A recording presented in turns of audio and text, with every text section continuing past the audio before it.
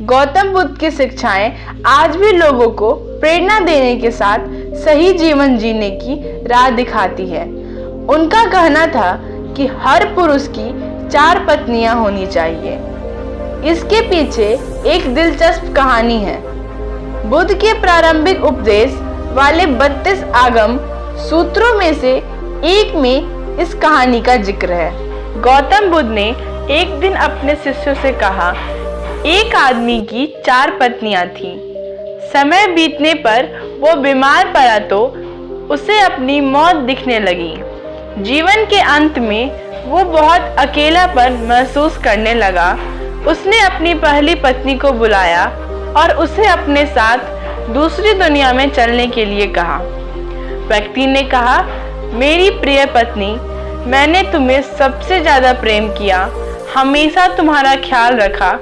अब मैं मरने वाला हूँ, तो क्या तुम मेरे साथ वहाँ चलोगी जहाँ मैं मृत्यु के बाद जाऊँ? पहली पत्नी ने जवाब दिया।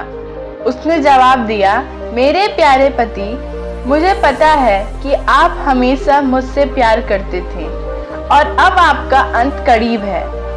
ऐसे में अब आपसे अलग होने का समय आ गया है। अलविदा मेरे प्रिय।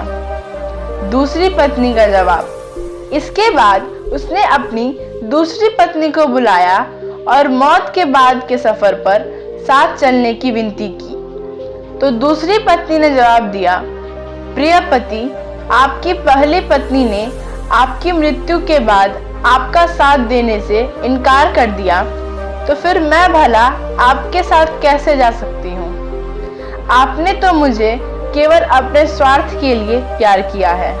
तीसरी पत्नी का जवाब। मृत्यु साया पर लेटे हुए शख्स ने अपनी तीसरी पत्नी को बुलाया और उसे भी वही सवाल पूछा। तीसरी पत्नी ने आंखों में आंसू भरकर उत्तर दिए, मेरे प्रिय, मुझे आप पर दया आ रही है और अपने लिए दुख हो रहा है, इसलिए मैं अंतिम संस्कार तक आपके साथ रहूंगी, आगे नहीं जा सकूंगी। चौथी पत्नी का जवाब। उसकी चौथी पत्नी, जिसकी उसने ज्यादा परवाह नहीं की थी, चौथी पत्नी के साथ उसने हमेशा दासी जैसा बर्ताव किया था और हमेशा उसे फटकार लगाई थी। पुरुष ने सोचा कि अगर वो उससे अंतिम सफर पर साथ चलने को कहेगा तो वो पक्का मना कर देगी। हालांकि वो डरता था और अकेलापन महसूस कर रहा था कि उसने अपनी चौथी पत्नी से भी दूसरी दुनिया में साथ चलने की गुजारिश की। चौथी पत्नी का जवाब। पति के अनुरोध करने पर चौथी पत्नी ने कहा, मेरे प्यारे पति, मैं तुम्हारे साथ जाऊंगी। कुछ भी हो, मैं हमेशा आपके साथ रहने के लिए दृढ़ संकल्पित हूँ। मैं आपसे कभी अलग नहीं हो सकती। यह कहानी है एक आदमी और उसकी 4 पत्नियों की। 4 पत्नियों का क्या है मतलब? गौतम बुद्ध ने अपनी कहानी समाप्त करते हुए कहा, प्रत्येक पुरुष और महिला की 4 पत्नियां या पति होते हैं और हर एक का खास मतलब होता है। पहली पत्नी या साथी हमारा शरीर होता है, जिसे हम दिन रात प्यार करते हैं। सुबह के समय हम अपना चेहरा धोते हैं, कपड़े और जूते पहनते हैं, हम अपने शरीर को भोजन देते हैं। हम पहली पत्नी की तरह अपने शरीर का ख्याल रखते हैं, लेकिन दुर्भाग्य से जीवन के अंत में शरीर यानी पहली पत्नी हमें अगली दुनिया में नहीं ले जा सकती है। सबका अंतिम संस्कार किया जाता है। बुद्ध ने कहा, जब अंतिम सांस हमारे शरीर को छोड़ती है तो चेहरे का रंग बदल जाता है और हम अपने उज्जवल जीवन को खोने लगते हैं। हमारे प्रियजन इकट्ठा होकर विलाप कर सकते हैं, लेकिन इसका कोई फायदा नहीं होता है। ऐसे समय में शरीर को अंतिम संस्कार के लिए एक खुले मैदान में रख दिया जाता है और सिर्फ सफेद राख बचती है। यह हमारे शरीर का गंतव्य है।